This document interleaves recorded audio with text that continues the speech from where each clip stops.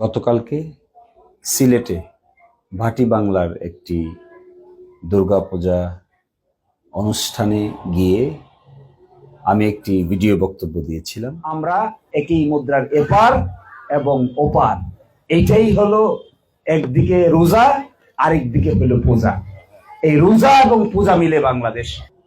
এই বিষয়ে অনেকেই ফেসবুকে কথা বলছেন, তাই আমি আপনাদেরকে একটি স্পষ্টীকরণ করার জন্যই বলছি।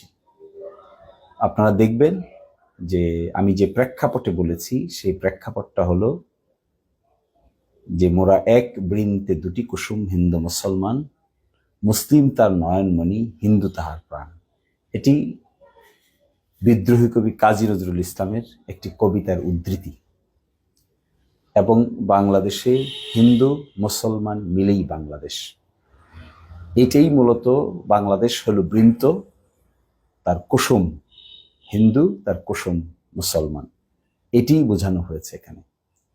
তার সাথে সাথে একই মুদ্রার এপিঠ এবং অপিঠ, অর্থাৎ বাংলাদেশ যদি একটা মুদ্রা হয় তাহলে এই মুদ্রায় মুসলমানরা বসবাস করেন, তারা রোজা পালন করেন, হিন্দুরা বসবাস করেন, তারা পূজা পালন করেন। এটি একটির সাথে আরেকটি মিলানোর বিষয় না, এটি যে যার ধর্ম সেটি পালন করবে।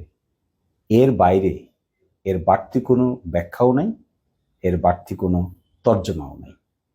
ফলে আমি মনে করব যে আপনারা যদি কেউ ভুল বুঝে থাকেন তাহলে বক্তব্যটি যদি শুরু থেকে শেষ পর্যন্ত আবার দয়া করে দেখেন তাহলে আমরা কৃতজ্ঞ থাকব। আর শুধু একটি কথা বলবো যে সাম্প্রদায়িক সম্প্রীতির এই ভাটি বাংলায় কারো ধর্মে কেউ হস্তক্ষেপ করে না, যে যার ধর্ম স্বাধীনভাবে পালন করে। আমরা রোজা পালন করি, এটি আমাদের ধর্মীয় বিধান, এটি আমাদের 5টি স্তম্ভের একটি স্তম্ভ।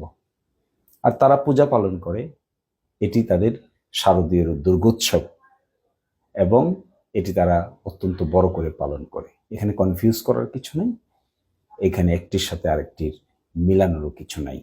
উপমা ব্যবহার করার জন্যই এক বৃন্তে দুটি কুসুমের কথা বলা হয়েছে, একই মুদ্রার এপিঠ অপিঠের কথা বলা হয়েছে।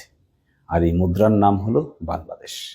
এখানে সকল ধর্মের মানুষই বসবাস করে, বসবাস করছে, বসবাস করবে মিলেমিশে। আর ভাটি বাংলা তার জ্বলজ্জন্ত উদাহরণ।